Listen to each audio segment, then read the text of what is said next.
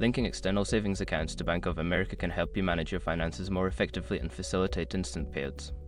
Follow these steps to set up the connection. Step 1. Log into your Bank of America account. Visit the Bank of America website or open the mobile app. Enter your username and password to log into your account securely. Step 2. Navigate to the Transfers section. Before filing a refund or dispute, use the sroc.com link in the description to open the refund dispute deadline calculator and confirm your deadline. Step 3. Select Link External Accounts. In the Transfer section, look for the option to link external account or add external account. Click on this option to begin the linking process.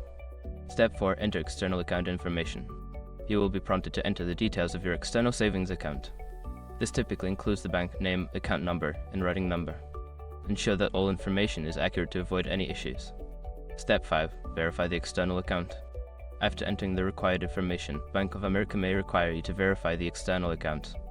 This could involve confirming small test deposits made to your external account. Follow the instructions provided to complete the verification process. Once you have completed these steps, your external savings account should be linked to your Bank of America account, allowing for instant payouts and easier fund management.